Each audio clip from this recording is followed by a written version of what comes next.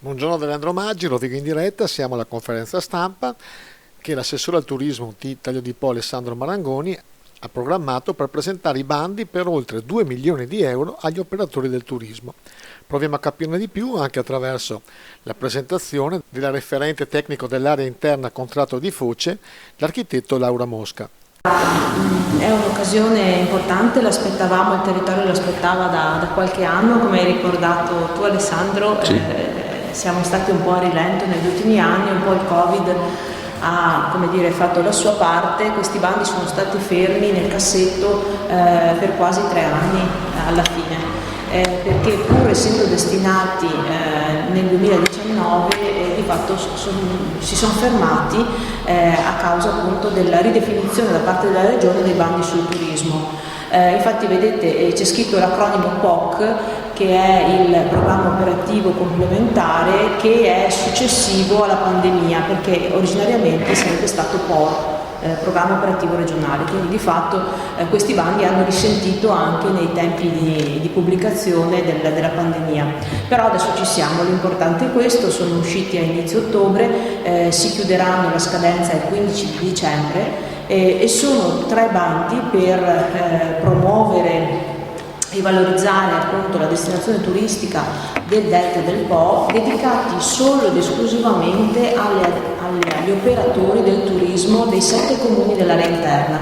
Ci tengo molto a questa cosa, chiedo scusa se intervengo Laura, ci tengo molto a questa cosa perché in genere i bandi per tutti gli operatori della regione, no, qui è molto limitato, ecco perché prima vi parlavo di aree interne. 2 milioni è una gran cifra secondo me da spendere su questo territorio, questa fascia di territorio che è piccola. Parliamo non del parco, stiamo parlando di una fetta ancora più piccola, quindi con molte possibilità in più per gli operatori del settore di potervi accedere e poterne usufruire.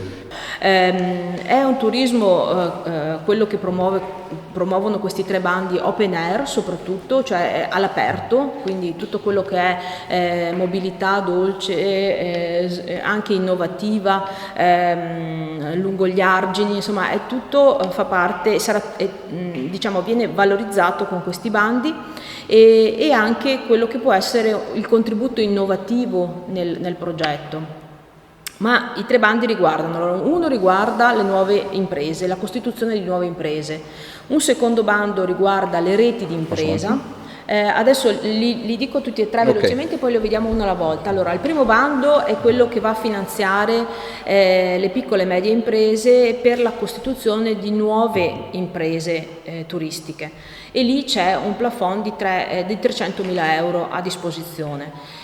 700.000 euro invece il plafond del secondo bando, che è a favore delle reti di impresa o club di prodotto, quindi le piccole e medie imprese che fanno squadra e propongono un prodotto turistico di rete, sempre sui temi specifici, un po' quelli che ho elencato velocemente prima. E l'ultimo bando, quello più importante, che è di oltre 1 milione di euro, è per la sistemazione, la ristrutturazione delle strutture ricettive, dei servizi ricettivi.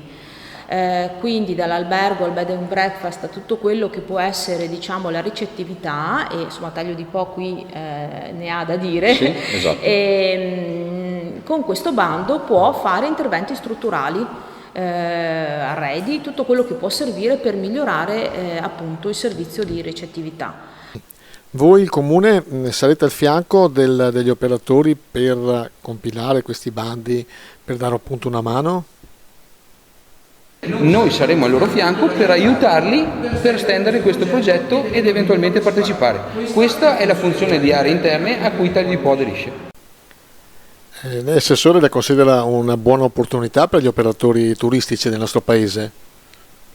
Come assessore al turismo sono convinto e credo fortemente nel territorio di Taglio di Po, che credo abbia questa vocazione. Non abbiamo il mare, però abbiamo un ambiente che è straordinario e vale la pena di farlo visitare.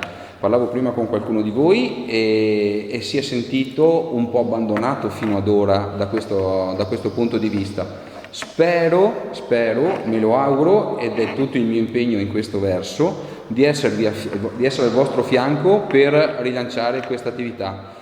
Confido prossimamente, lo stiamo studiando insieme agli uffici comunali e anche alla Regione, la possibilità di attivare un ufficio del turismo qui a Taglio di Po che è assente.